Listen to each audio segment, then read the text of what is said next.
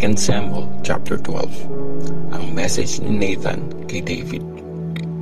Pinapunta ni Lord kay David si Nathan. Pagdating niya, sabi niya, may dalawang lalaking nasa isang city.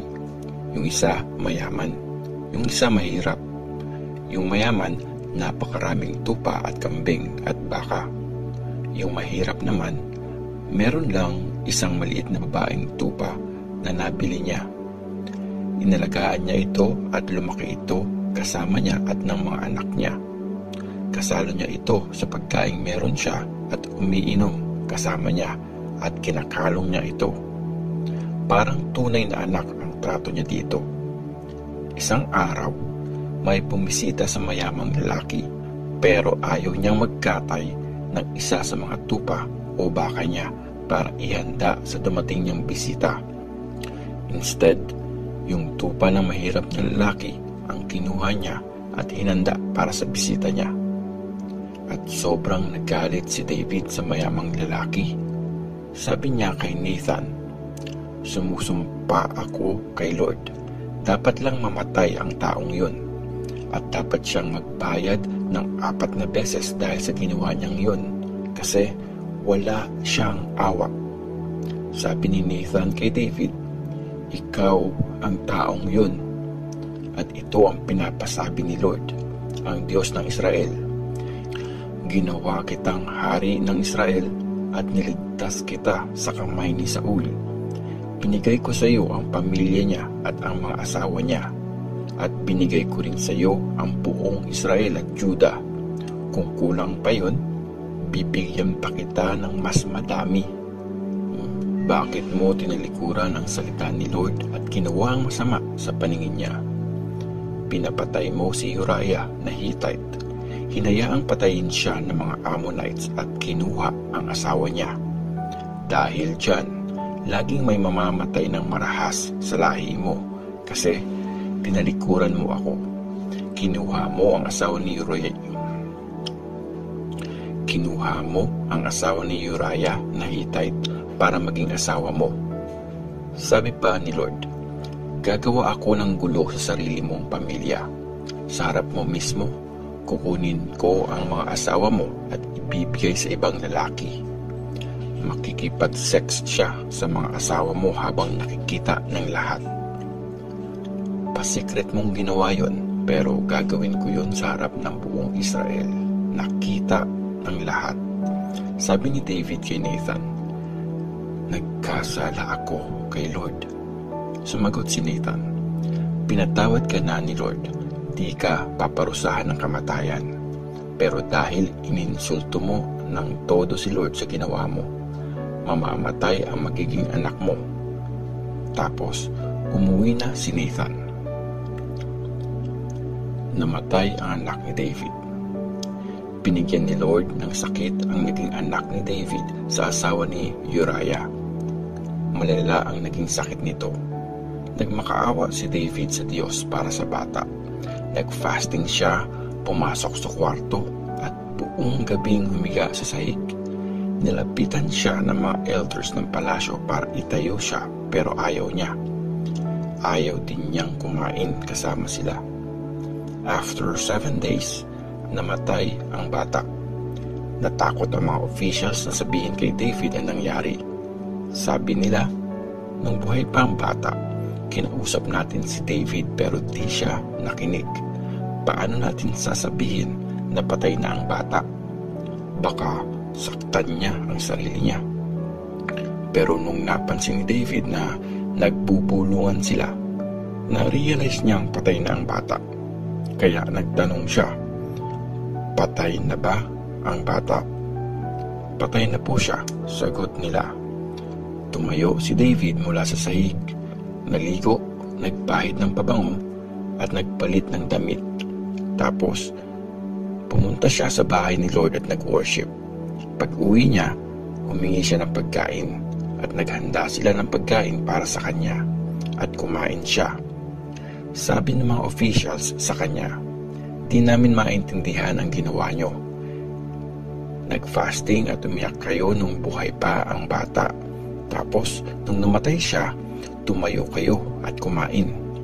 Sumagot si David, "Nung buhay pa ang bata, nag-fasting ako at umiyak kasi iniisip ko, baka maawa sa akin si Lord at hayaang mabuhay pa ang bata.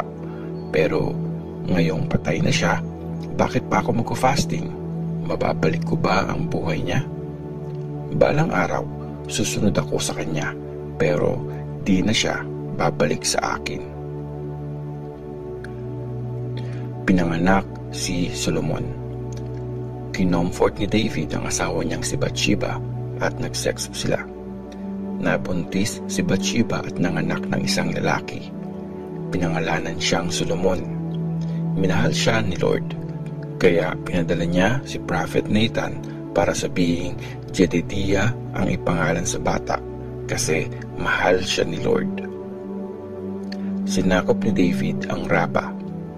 Noong time na yon, patuloy na nakikipaglaban si Joab sa Raba, capital ng Ammon, at malapit na niya itong masakop. Nagpadala siya ng mga messengers kay David para sabihing, "Nilusob ko ang Raba at nasakop ko na ang ipunan nito ng tubig. I-gather nyo na ang ibang mga sundalo. Palibutan nyo na ang city at sakupin. Pag di kayo sumama, ako ang sasakop at akin ang karangalan." Kaya ginather ni David ang lahat ng sundalo. Pumunta sila sa Raba, nakipaglaban at sinakop ito. Kinuha ni David ang korona sa ulo ng Diyos-Diyosan ng mga Ammonites na si Molech. Ang timbang nito ay lampas sa 30 kilos at meron itong mamahaling bato. Nilagay ito sa crown ni David at dinala niya ang napakaraming nasamsam mula sa city at binihag niya ang mga tao doon. Pinagtrabaho niya sila gamit ang mga lagari, pangbungkal at palakol. Pinagawa niya sila ng mga bricks. Ganon ang ginawa niya sa lahat ng city ng mga Ammonites. Tapos bumalik na si David at ang lahat ng tauhan niya sa Jerusalem. 2 Samuel chapter 13. Si Amnon at si Tamar. Si Absalom na anak ni David ay may magandang kapatid na babae na Tamar ang pangalan. Na-in-love kay Tamar si Amnon na anak ni David sa ibang babae. Di mapakali si Amnon kasi gusto niyang maangkin ang half-sister niyang si Tamar, kaya nagkasakit na siya. Virgin pa kasi ito, bantay sarado, kaya mukhang imposibleng malapitan siya ni Amnon. Pero may kaibigan si Amnon, Jonadab ang pangalan. Anak siya ni Shama na kapatid ni David. Napakatuso ng taong yun. Sabi niya kay Amnon, "Anak ka ng hari, pero araw-araw ka na lang mukhang malungkot. Anong problema?" Sumagot si Amnon, "May gusto ako kay Tamar, kapatid ni Absalom na brother ko." Sabi ni Jonadab, "Humiga ka sa kama mo at magsakit-sakitan ka. Pag tinalo ka ng tatay mo, sabihin mo, papuntay niyo dito si Tamar para pakainin ako. Ipaghanda niya ako ng pagkain sa harap ko. Siya mismo ang magpapakain sa akin." Kaya humiga si Amnon at nagkunwaring may sakit. Nung dinalo siya ng hari, sabi niya sa hari, "Please, papuntahin mo dito ang kapatid kong si Tamar para maghanda sa harap ko ng ilang tinapay. Tapos siya mismo ang magpakain sa akin." At pinarating nga ito ni David kay Tamar na nasa palasyo. "Puntahan mo ang kapatid mong si Amnon sa bahay niya at ipagluto siya." Kaya pumunta nga doon si Tamar at nadatnan niya si Amnon na nakahiga.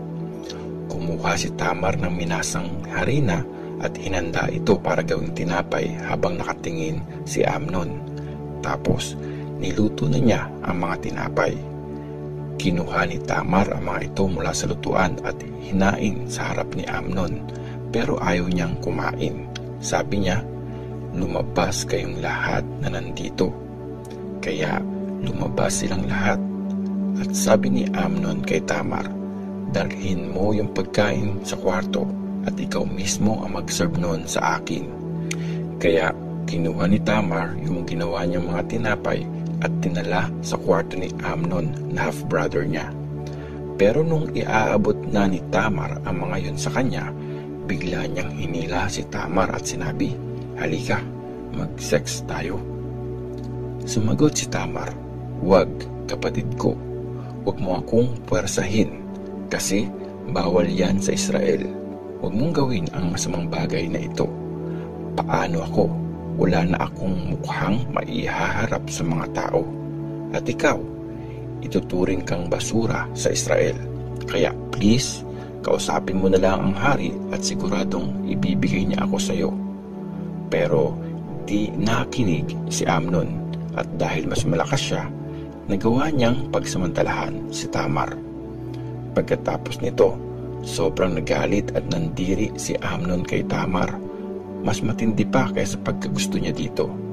At sinabi ni Amnon sa kanya, "Tumayo ka at umalis ka na." Sumagot si Tamar, "Wag, mas malala pa itong pagpapalayas mo sa akin kesa sa ginawa mong kasamaan sa akin." Pero di nakinig si Amnon. Tinawag niya ang personal niyang servant at sinabi, "Alisin mo ang babaeng ito sa harap ko at ilak mo ang pinto paglabas niya." Pinalabas nga siya nung servant at nilak ang pinto.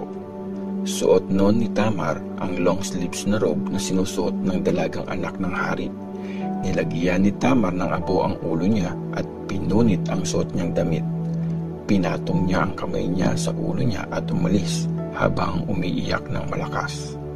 Nakita siya ng kapatid niyang si Absalom at sabi nito sa kanya, "May ginawa bang masama sa iyo ang kapatid mong si Amnon?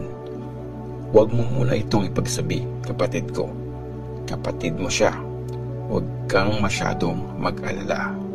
At tumira si Tamar ng malungkot at nag-iisa sa bahay ng kapatid niyang si Absalom. Nang mabalitaan ni King David ang lahat ng ito, galit na galit siya. At hindi na kinausap ni Absalom si Amnon dahil galit siya kay Amnon sa pag-rape nito kay Tamar.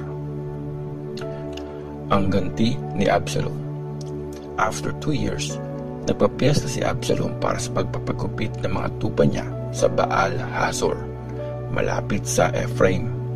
In-invite niya lahat ng lalaking anak ng hari. Pumunta siya kay King David at sabi niya, "Mahal na hari, pinapagupitan ko ang mga tupa ko. Please, pumunta kayo at ang mga officials niyo." Pero sumagot ang hari, "Wag na anak, kung lahat kami pupunta, maaabala ka lang." Pinilit ni Absalom ang hari pero di pa rin pumayag si David at blines niya na lang si Absalom. Kaya sabi ni Absalom, "Kung ganun, pwede bang sumama na lang ang kapatid kong si Amnon?" "Bakit mo siya isasama?" tanong ng hari. Pero nagpumilit si Absalom hanggang pinayagang sumama sa kanya si Amnon at lahat ng lalaking anak ng hari. Naghanda si Absalom ng isang party na para sa isang hari. Inutusan ni Absalom ang mga servants niya, "Tingnan niyo kung lasing na si Amnon at pag sinabi kong patayin siya, gawin niyo. Huwag kayong matakot. Sagot ko kayo. Lakasan niyo ang loob niyo at maging matapang kayo." Kaya ginawa nga nila kay Amnon ang inutos ni Absalom at nagsitayo ang lahat ng lalaking anak ng hari, sumakay sa kanya-kanyang donkey at tumakas. Habang nasa daan sila, may nagbalita kay David, pinatay ni Absalom ang lahat ng anak niyong lalaki at walang natira kahit isa. At tumayo ang hari, pinunit ang damit niya at naglupasay sa lupa. Pinunit din ng mga officials niya ang mga damit nila, pero sabi ni Jonadab, anak ni Shama na kapatid ni David, "Kamahalan, huwag niyong isipin na patay na ang lahat ng anak niyong lalaki kasi si Amnon lang ang patay. Utos ito ni Absalom na dati pa niyang plano nung nirape ni Amnon ang kapatid niyang si Tamar. Kaya kamahalan, huwag kayong maniwala sa balitang patay na lahat ng anak niyo kasi si Amnon lang ang pinatay." Noong time na yon, tumakas na si Absalom at nakita ng pantay na maraming taong parating mula sa daan papuntang Horonaim sa gilid ng bundok. At sabi ni Jonadab sa hari, "Tingnan nyo, parating na ang mga anak niyong lalaki, gaya ng sabi ko." Pagkatapos niyang magsalita, dumating ang mga anak ng hari at umiiyak sila ng malakas. At umiyak din ng malakas ang hari at lahat ng officials niya. Nakatakas na si Absalom at nagpunta sa hari ng Geshur na si Talmai, anak ni Amihud, at nagluksa si David para kay Amnon ng matagal na panahon. Tumakas nga si Absalom, pumunta sa Geshur at nagstay doon ng 3 years.